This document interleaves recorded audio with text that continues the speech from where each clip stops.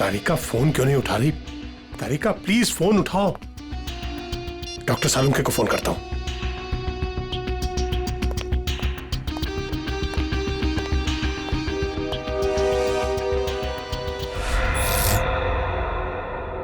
Light को क्या हुआ?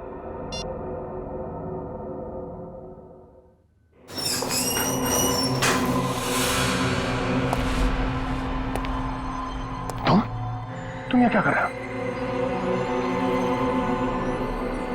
नहीं, नहीं, मुझे मत मारो। मैं किसी को तुम्हारे बारे में नहीं बताऊंगा। 4 घंटे हो गए, तारिका का कुछ पता नहीं चल रहा है।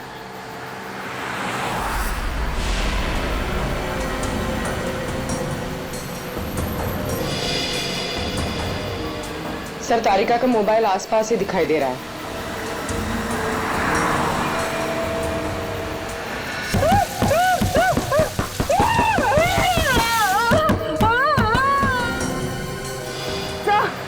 एक मिनट तो डॉक्टर तारिका की गाड़ी पीछे। काविन,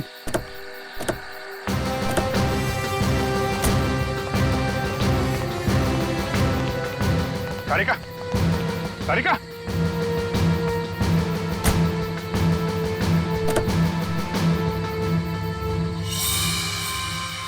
खून।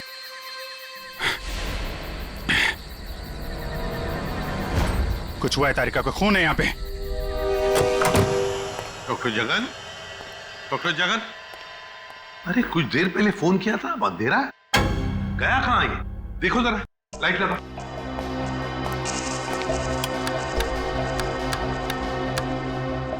सर, हाँ, स्विचेस सारे ऑन है।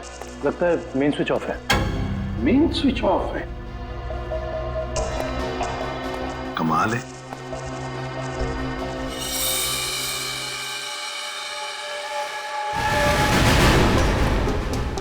डॉक्टर जगन, सर, ये तो मर चुके हैं। सर, कहीं ऐसा तो नहीं कि खूनी को पता चल गया हो कि डॉक्टर जगन हमें कुछ बताने वाले थे, इसलिए? कुछ समझ में नहीं आ रहा सर। पहले तारिका का गायब होना और अब जगन जी का खून। वही तो। तारिका, तारिका जी, डॉक्टर तारिका। तारिका!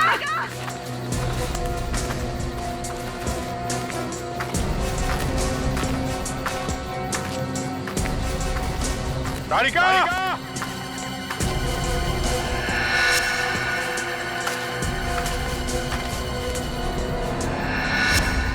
ओह, ये तारिका का ईयररिंग। ईयररिंग यहाँ पर? यहीं होगी। फोन लगा, फोन लगा।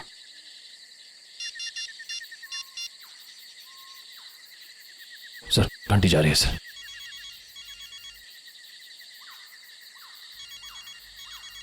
सर, उस तरफ। हाँ सर।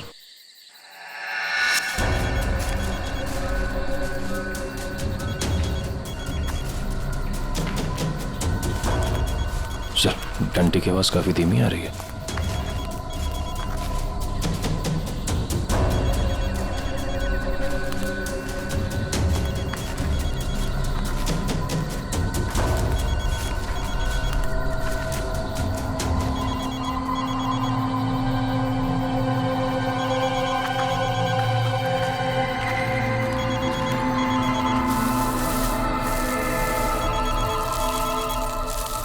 सर, फोन मिट्टी के नीचे दबा हुआ है। वो नहीं, डॉक्टर तारिका नीचे है। जल्दी खोलो इसको।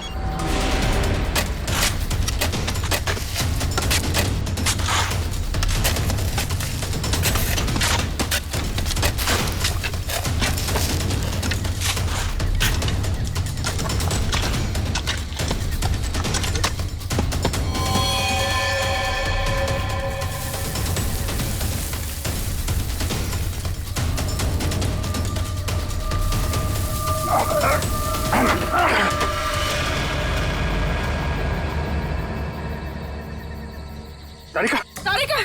इसको खोलो। तारिका! My god. तारिका! इधर।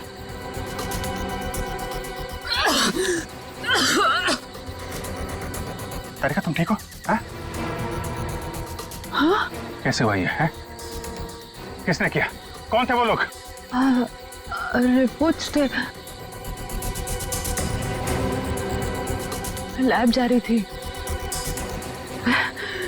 एक आदमी आया, जबरदस्ती मुझे क्लोरोफॉर्म सुंघाया। मैंने अपने आप को छुड़ाने की कोशिश की और मुझे किसी ने मुझे जोर से सर पे मारा।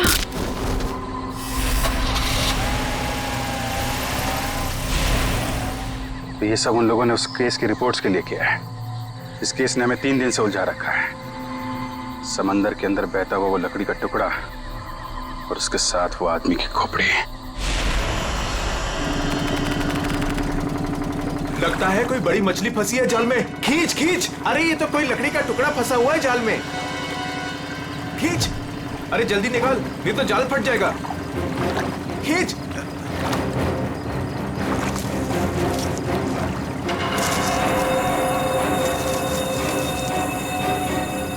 ये क्या? अरे ये तो इंसान की खोपड़ी है। समुद्र में बहती हुई लकड़ी साधारण लकड़ियों से काफी अलग है, क्योंकि ये लकड़ी समुद्र के पानी में हजारों मील बहती हुई आई है, समुद्र के सारे जीवन को अपने आप में समेटे हुए। तो फिर साळुंखे, इस लकड़ी से हमें पता चल सकता है ना कि ये किस किस तरह के पानी में से बहकर आई और पानी की क्या खूबियां हैं। हाँ बॉस, इसीलिए मैंने प्रसिद्ध समुद्र विशेषज्ञ मरीन एक्सपर्ट डॉक्टर जगन को यहाँ पर बुलाया। वो इस खोपड़ी और इस लकड़ी की जांच करके हमें बताएंगे कि इस खोपड़ी और लकड़ी पर समुद्र के पानी का क्या क्या और कितना कितना असर हुआ है। तो यहाँ सर पे पीछे गोली मारी गई है इस आदमी को।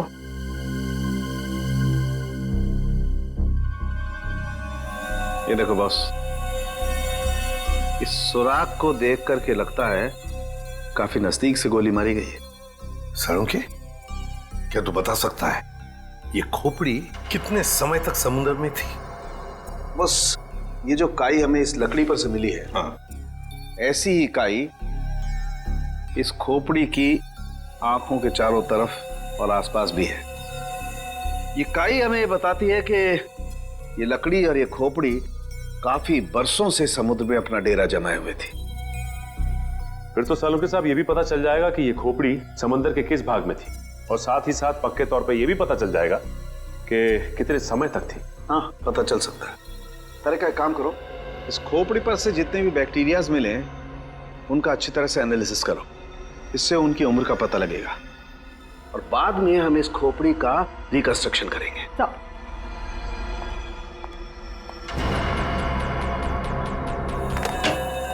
सॉरी डॉक्टर साळुंखे, थोड़ा लेट हो गया। अरे यार, एनीवे कोई बात नहीं। बस ये है वो समुद्र से बहती हुई लकड़ी जिसके बारे में मैंने आपको बताया था। Please check it.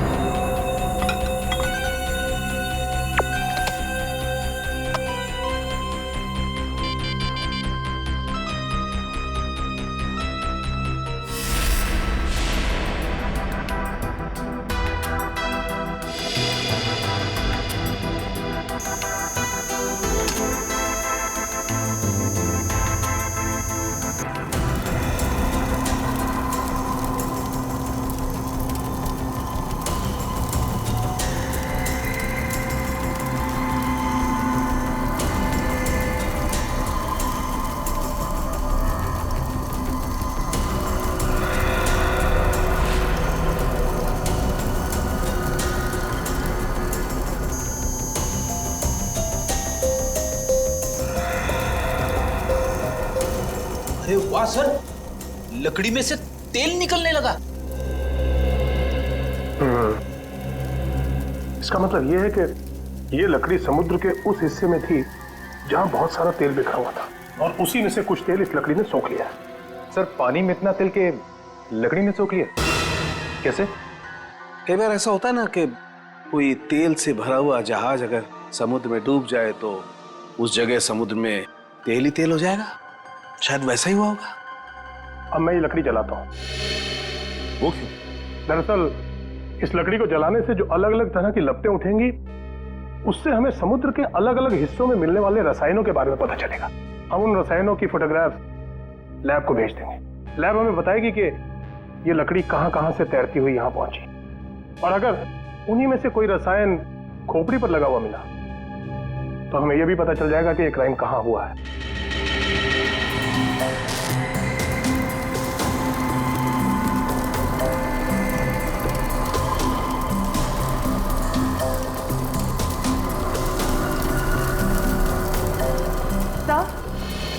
सर, इस खोपड़ी में मिले समुद्री बैक्टीरिया और एल्गी की उम्र लगभग 7-8 साल है। 7-8 साल से समुद्र में?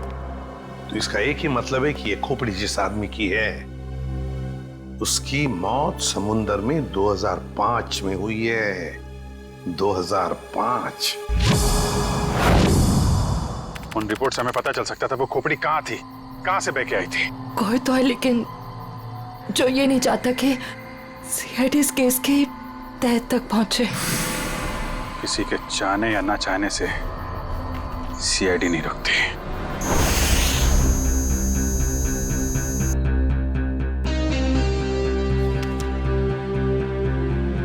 क्या पता चला सर इस रिपोर्ट में, जिसके लिए आपको ड्रग्स, डॉक्टर तारिका को जान से मारने की कोशिश और डॉक्टर जगन का खून हुआ? दया रिपोर्ट के मुताबिक वो खोपड़ी 35 से 40 साल के आदमी की है, और वो जो लकड़ी की लपटों के अलग अलग फोटोग्राफ्स हमने लैब में भेजे थे, उन लपटों का केमिकल कंपोजिशन अरब महासागर के पानी से मिलता है, लेकिन उन लपटों का केमिकल कंपोजिशन सबसे ज्यादा साओलिन समुद्र तल के पानी से मिलता है। इसका मतलब है साओलिन समुद्र तल से ऊपर उठकर ये खोपड़ी बहती हुई लकड़ी से उलझकर अरब सागर में पहुंची। बिल्कुल। सालुंखे ने कहा कि उस खोपड़ी के अंदर वाले हिस्से में उसे कुछ बैक्टीरिया मिली, किण्वन क्रिया करने वाली बैक्टीरिया, फर्मेंटेशन करने वाली बैक्टीरिया। और फिर मरीन एक्सपर्ट डॉक्टर जगन के रिपोर्ट में यह भी बताया है उसकी खोपड़ी के ऊपर से कुछ फेरस ऑक्साइड के अंश मिले। फेरस ऑक्साइड, लोहे की जंग। लेकिन सर, समुंदर के नीचे एक खोपड़ी पे लोहे की जंग कैसे आ सकती है सर? वही तो। ये खोपड़ी 8-9 सालों से पानी के अंदर थी और बहती हुई एक लकड़ी से जाकर फंस गई, जिसपे से हमें तेल के भी कुछ अंश मिले। हो सकता है ये खोपड़ी किसी डूबे हुए जहाज के मलबे के नीचे दब गई हो।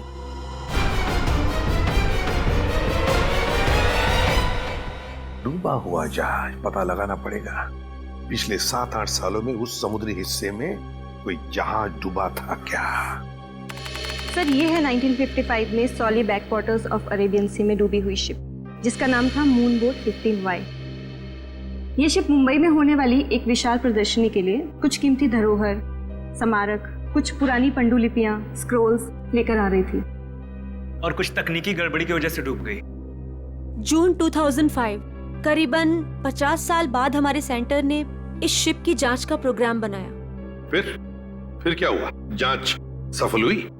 नहीं सर, क्योंकि उस जांच दल के चारों लोगों में से मेरे अलावा कोई वापस लौटा ही नहीं। क्या? नहीं लौटा मतलब ये कि तीनों गोताखोर आर्कियोलॉजिस्ट, मेहुल, अंतरा और रणवीर सर, उनमें से कोई भी पानी से बाहर ही नहीं आया। तो फिर उनका क्या हुआ?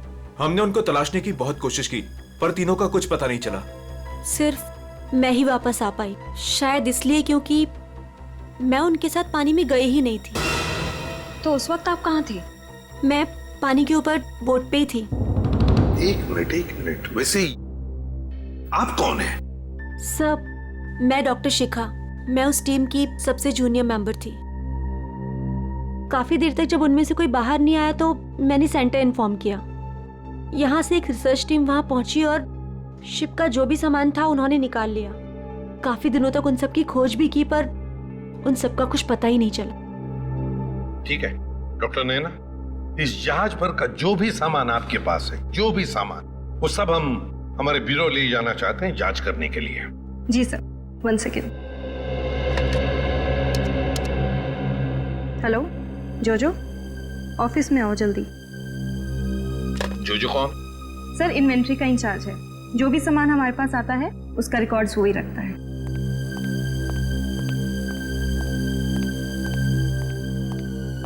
मैडम आपने बुलाया मुझे? हाँ, ये लोग सीआईडी से हैं और इन्हें मूनबोट 15Y से मिला हुआ जो भी सामान है वो इन्हें चाहिए। ठीक है सर, मैं आपके ऑफिस में भिजवा देता हूँ, क्योंकि कुछ समय लगेगा कुछ डिटेल और गेट पास बनाने में। ठीक है, कोई बात नहीं। जो ने ये सारा सामान भेजा है मरीन रिसर्च सेंटर से।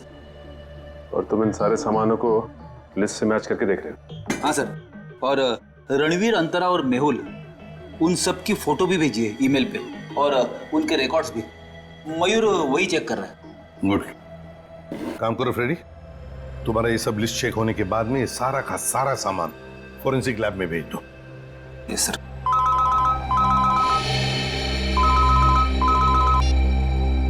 हाँ डॉक्टर तारिका, ओके ग्रेट, थैंक्स सर। उस खोपड़ी का रिकंस्ट्रक्शन हो गया है। डॉक्टर तारिका ने मेल भेजा है फेस इंप्रेशन का। गुड। मयूर सर, देखो जरा वो चेहरा चेक करो। सर ये रही उस आदमी की शक्ल। मयूर, अब रणवीर, मेहुल और अंतरा, इन तीनों के चेहरे दिखाओ। सर ये रहे सर। सर खोपड़ी से जो चेहरा बनाया गया है वो मरीन से गायब हुए किसी भी आदमी से मैच नहीं कर रहा। हाँ, सचिन मिल तो नहीं रहा है, फिर भी एक खोपड़ी पर जो चेहरा बना है ना, उसे मयूर हमारे रिकॉर्ड्स के साथ मैच करके देखो।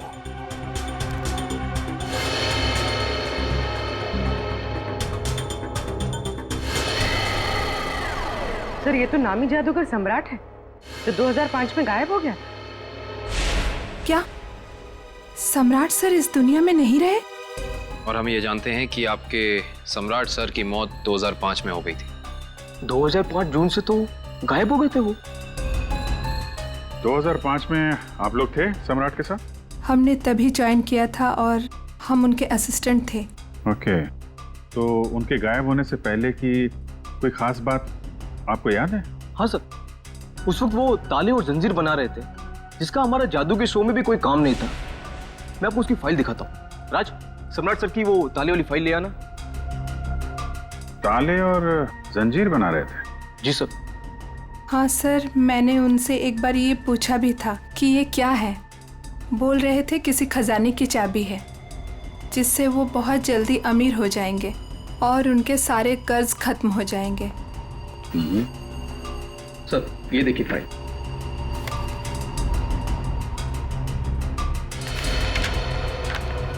सर ये ताले जैसे दिखते नहीं हैं, लेकिन ये ताले ही हैं। सर 4 जून को वो अपने बनाए हुए ताले और जंजीर लेकर चले गए और हमसे कहा कि आज दौलत दरवाजे पर आ जाएगी।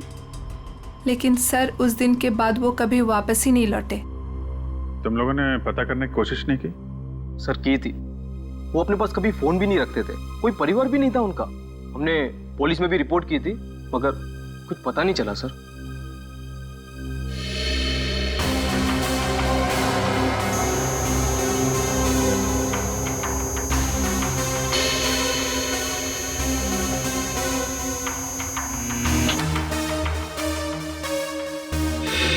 ठीक है, नेक्स्ट।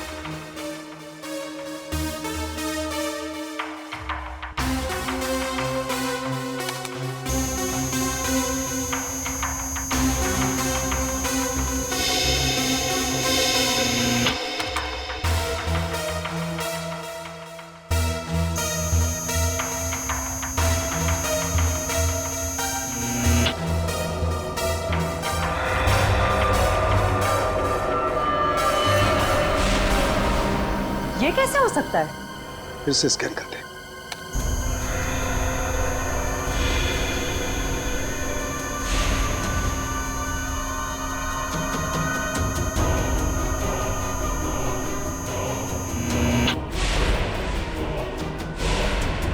माय गॉड, ये क्या चक्कर है? हाँ डॉक्टर साहब, क्या हुआ? आपने अर्जेंटली बुलाया? दया, जहाज में से मिले हुए सभी आर्टिफैक्ट्स, ये सारे धरोहर का कार्बन डेटिंग कर लिया है। ये सभी की सभी चीजें 16वीं शताब्दी की हैं, सिर्फ एक चीज को छोड़कर। ये क्या बात कर रहे हैं? मून बोट में मिली तमाम चीजों में एक चीज 16वीं शताब्दी की नहीं है? नहीं सर, इसका मतलब वो चीज मून बोट की हो ही नहीं सकती? बिल्कुल नहीं हो सकती, और वो कोई धरोहर भी नहीं है। वो है एक छोटा सा हथियार, ये चाकू, जो 2002-2003 में बना है। सर 1955 में ये जहाज डूबी थी और उसमें 10-12 साल पुराना हथियार का मिलना, इसका मतलब है कि समंदर के अंदर पड़ी ये मून बोट, इसमें कुछ ना कुछ तो हुआ है। जब अंतरा, रणवीर और मेहुल गायब हुए थे 2005 में। और सर सम्राट का भी वहां होना कोई इत्तेफाक तो नहीं हो सकता। सर इसका मतलब सम्राट का कोई ना कोई संबंध तो जरूर है उस घटना से जिसमें रणवीर, मेहुल और अंतरा की जान गई उस पानी के अंदर। समंदर के गहराई में वहां जाना पड़ेगा जहां पे इस मून बोट का मलबा पड़ा है।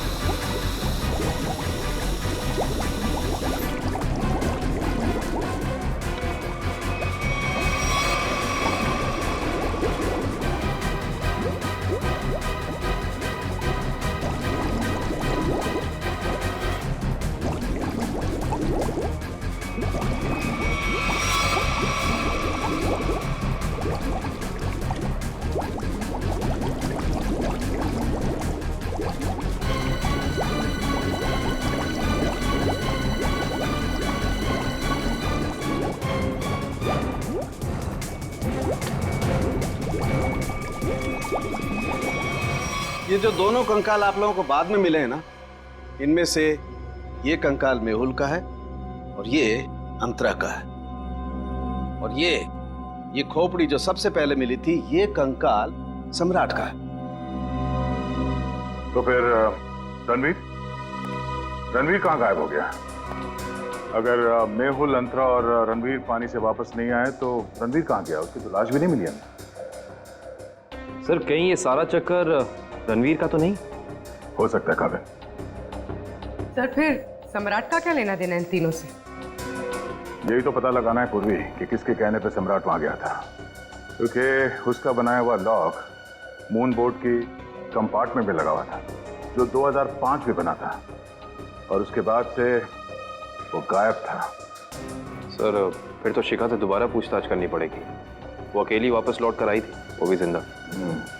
सबसे पहले हमें मून बोट प्रोजेक्ट की वीडियो चाहिए, वो भी मरीन सेंटर को जानकारी दिए बिना, वरना उस वीडियोस के साथ छेड़छाड़ हो सकती है।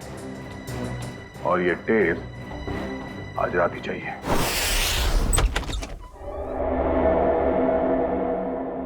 कहीं चोरी करते वक्त हमें कोई पकड़ न ले। अरे सर कुछ भी नहीं होगा, टेंशन मत लो। सीआईडी का बैच है ना, हम लोग उसे सीआईडी का बैच दिखाएंगे और कहेंगे चोर पुलिस करने आए हैं। पहले अंदर तो चलो।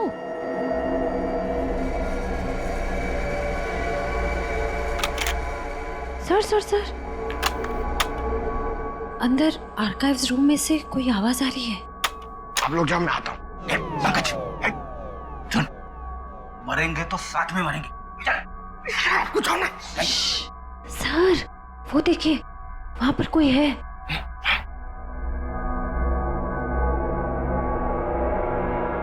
लाइट ऑफ, बंद कर टॉर्च।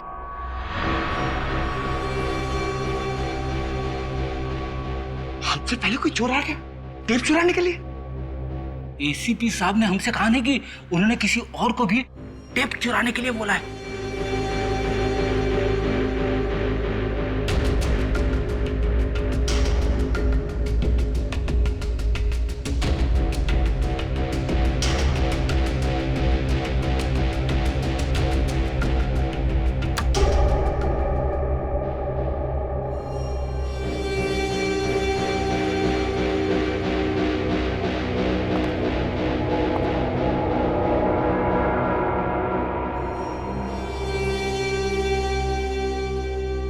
हाथ ऊपर।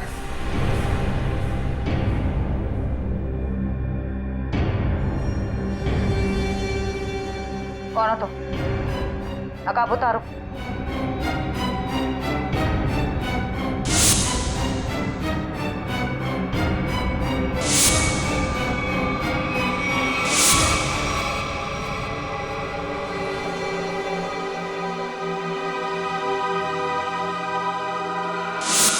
मैं डॉक्टर शिखा, मैं उस टीम की सबसे जूनियर मेंबर थी। शिखा तुम सब कौन हो?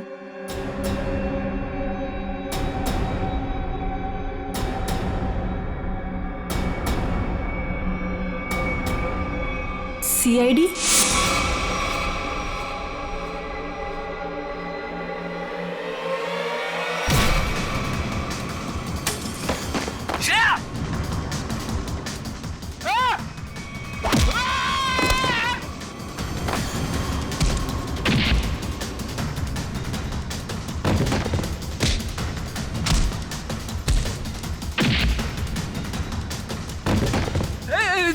देखो मैं लड़कियों पे हाथ नहीं उठाता है?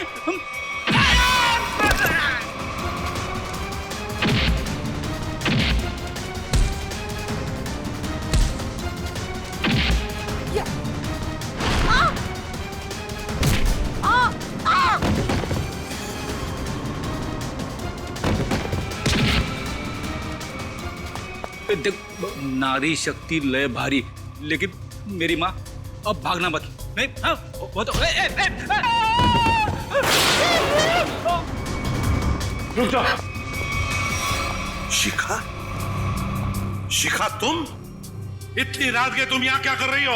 सब मैंने कुछ नहीं किया है, मुझे जाने दीजिए। सर ये झूठ बोल रही है, इसने कोई टेप्स चुराए हैं। टेप्स? कैसे टिप्स चुराए तुमने? सब मैं बेगुनाह हूँ। मैं बस ये नहीं चाहती थी कि वो मून बोट के टेप्स किसी और के हाथ लगे। क्या है उन टेप्स में? क्या है बताओ जल्दी। सर वो उस टेप में सर मैं अपना काम कर रही थी, तभी मैंने देखा कि एक बोट सामने से आई और उसमें कुछ लोग थे।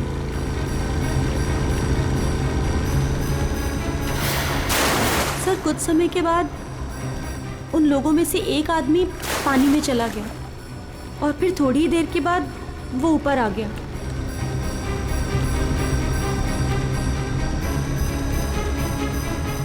और सर जैसे ही वो ऊपर आया, एक आदमी ने उस पर गोली चलाई और वो मर गया।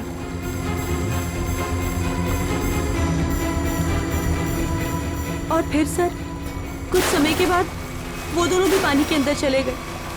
मैं डर गई थी सर, मुझे लगा कि उस खूनी ने मुझे भी देख लिया है और वो मुझे भी मार देगा। मेरी बोट पे भी एक कैमरा था जिसमें सब कुछ रिकॉर्ड हो रहा था।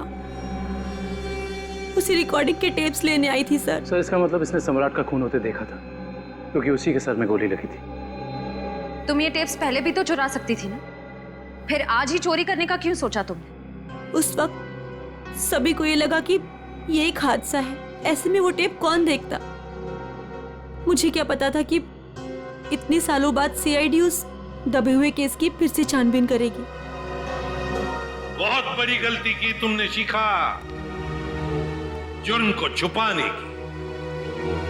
जुर्म छुपाना भी एक अपराध होता है, समझी? अब तो तुम्हें जेल में बैठना पड़ेगा जब तक कानून तुम्हारा फैसला नहीं करता।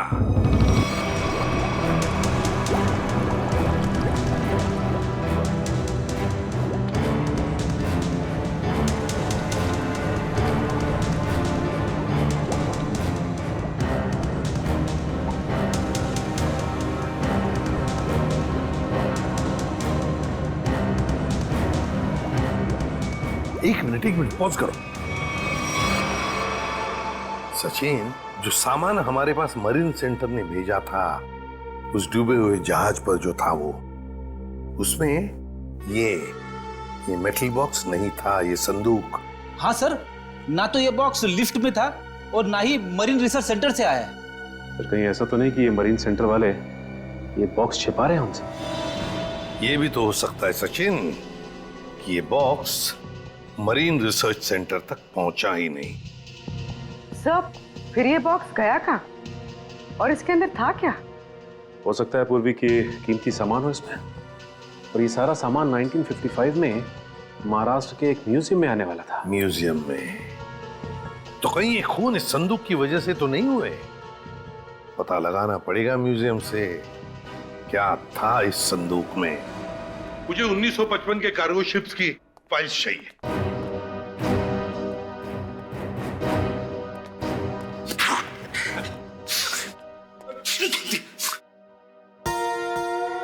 सर कितनी धूल है?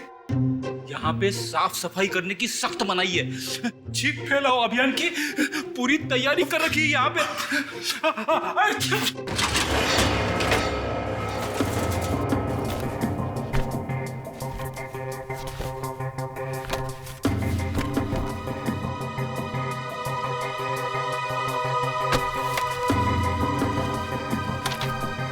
सर ये रही वो फाइल, कार्गो शिप वाली।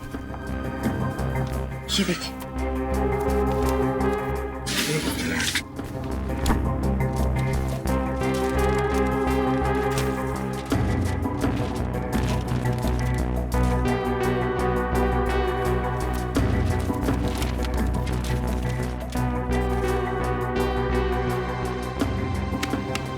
ये देखो, मेटल चेस्ट, संदूक, मुगल जवाहरात से भरा हुआ संदूक 1955 की लिस्ट में है, लेकिन मरीन रिसर्च सेंटर के इन्वेंटरी में नहीं है।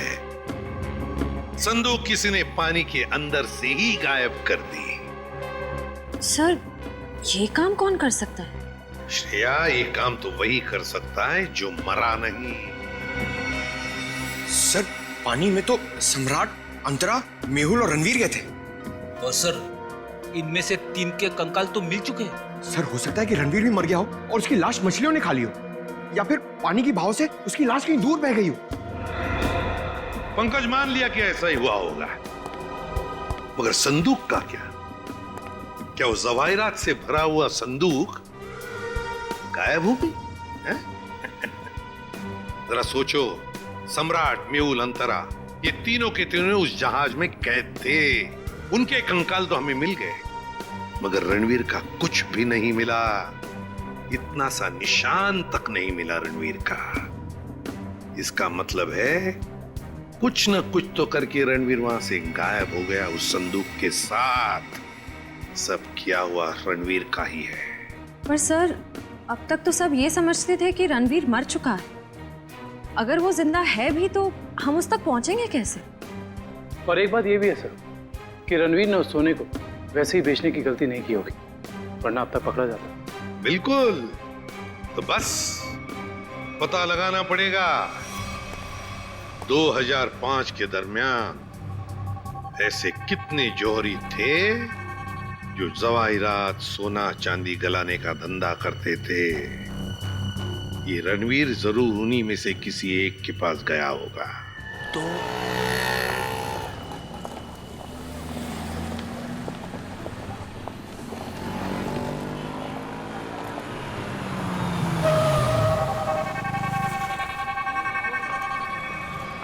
हाँ सर, हम लोग पूरी कोशिश कर रहे हैं सर, अभी तक तो कुछ मिला नहीं सर।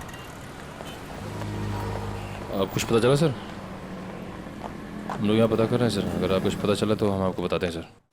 आइए आइए सेठानी जी, इससे पहले कि वो आ जाए, आइए इसको तो मैं ऐसे बंद कर देता हूँ। गलती हो गई। आइए आइए, बोलिए क्या काम है? ये ही है। बहुत खतरनाक जगह है ये, उतरते ही पीछे लग गया एक। नहीं समझे, मैं समझाता हूँ। बहुत मुश्किल से आए आपकी दुकान, पीछे एक चोर बुर्बक टाइप आदमी लग गया था, नीचे खड़ा। आइए दिखाता हूँ उस तरफ, आइए इधर आइए। वो देखिए फोन पे बात कर रहा है, लगता है अपने साथियों को बुला रहा है यहाँ पर। बाप रे! आप रुकिए, मैं अभी पुलिस को फोन करता हूँ। हाँ, पुलिस? नहीं नहीं नहीं। अरे सेठ जी, सेठ जी, सेठ जी, अरे आप तो कच्चे खिलाड़ी निकले। अरे पुलिस को फोन नहीं करना, लोग बैठे। हमारा जो माल है ना, ये वाला अलग किस्म का है। अलग किस्म का? बताऊंगा नहीं, दिखाऊंगा। आइए सेठानी जी, कम।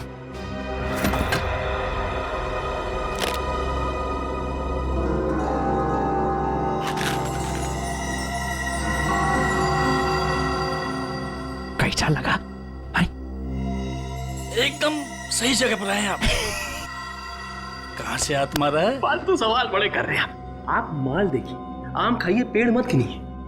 तो बेचना है? सेठानी जी कह रही है बेचना नहीं है। तो खरीदना है? खरीदना भी नहीं है। तो फिर गहनों के बदले गहने लेने हैं? तो फिर आप लोग क्यों आए हुए यहाँ बाजार में? मासूम है, इधर है। देखिए, हम ये चाहते हैं कि आप इस सामान को पिघला दें। जब बाजार बढ़े, रेट बढ़े, हम धीरे धीरे, हौले हौले, प्यार से बेचेंगे, पैसे कमाएंगे। आपका काम हो जाएगा। लेकिन आपके काम के डबल रेट लगेंगे। अरे सेठ जी, डबल रेट क्यों? कोई बात नहीं, जो काम पहले किया ना। अरे कैसी बात करते हो? बहुत बार किया, और ये जो आप लेकर आए हैं, ये तो चिल्लर है। 2005 में तो हमने मुगल काल के बने हुए अरबों रुपए के गहने और कीमती धरोहर को गलाया था, और किसी को कानों कान खबर तक नहीं होने दी थी। पूरे 4 दिन तक चलता रहा था ये काम। आइए मेरे साथ, आइए।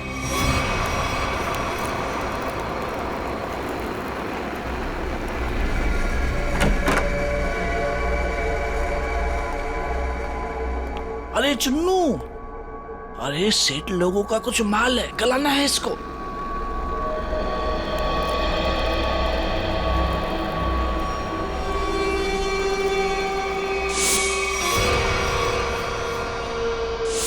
कितना माल है साहब?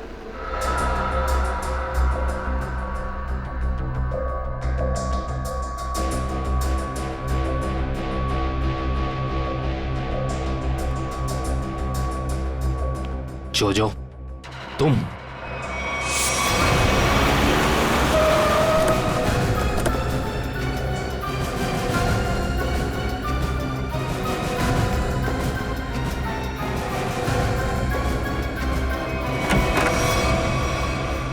अरे आप कहीं जा रही हैं क्या? हम लोग तो चाय नाश्ते से लेकर डिनर तक का प्रोग्राम बना के आए थे। क्या बात है, आप ऐसे क्यों देख रही? लगता आपने हम सीआईडी वालों को पहचाना नहीं, नैना जी। माफ करिए, आपके दोस्त जो हमारे साथ नहीं आए, लेकिन उन्होंने आपके यहाँ का पता दिया हमें। जोजो ने? पर क्यों? क्योंकि समंदर से निकली कीमती चीजें मरीन सेंटर से गायब करके बाजार में बेचता है वो, आपके साथ मिलके। मेरे साथ? क्या मजाक कर रहे हैं आप लोग? देखिए मैडम, आपका सारा कच्चा चिट्ठा हमारे पास है। बेहतर यही होगा कि आप खुद ही बता दीजिए। मैंने ही समंदर से मिले मुगल जवाहरात लिए थे। और कौन कौन मिला है तुम्हारे साथ इस काम में? कोई नहीं था सर। झूठ मत बोलो, 2005 में तुम मरीन सेंटर में थी ही नहीं, तो फिर मुगल जवाहरात तुम्हारे पास कैसे आए? मैंने कुछ लोगों को सेट किया था। उस टाइम मैं जूनियर विंग में थी। क्या बात है, आप समंदर में गई नहीं, सम्राट का खून आपने किया नहीं, तो फिर कौन है ये जो आपकी मदद कर रहा है? सर मेरे साथ थे कुछ लोग। साथियों के नाम तो होंगे ना?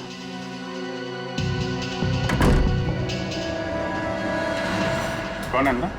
सर अंदर कोई नहीं सर। सर मैं अकेली हूँ सर, किसे देख रहे हैं सर?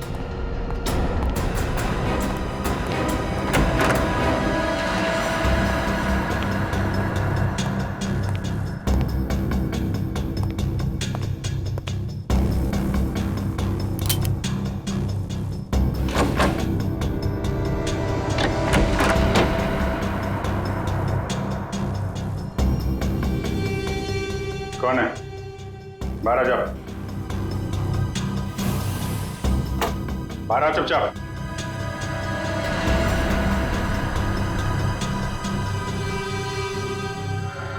ओ, रणवीर। रणवीर? कौन रणवीर? तीन फोन करके इतने सालों से छुपा हुआ। सर मैं तो नैना का पति सिद्धांत हूँ। नाम बदल सकते हो लेकिन चेहरा नहीं। हाँ सर, मैं ही रणवीर हूँ। 2005 में मैं और मेरी टीम समंदर पे उस जगह गई थी।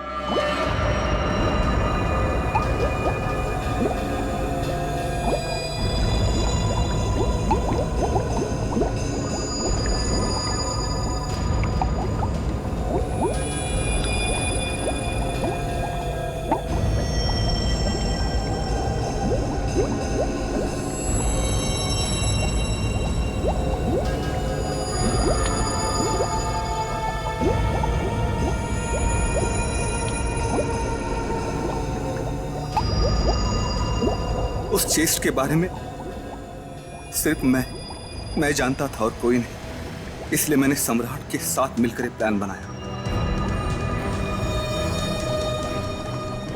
उसके बाद सम्राट को मेरे 2 आदमियों ने गोली मार दी और सर मैं चेस्ट लेकर पानी के रास्ते बाहर आ गया।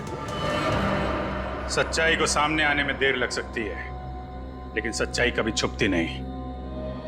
सम्राट को उसके किए की सजा तुमने दे दी, लेकिन तुम्हें सजा दिलाने के लिए सम्राट की खोपड़ी खुद पानी के बाहर आई। तुम दोनों को तुम्हारे किए की सजा कानून जरूर देगा, शायद फांसी होगी।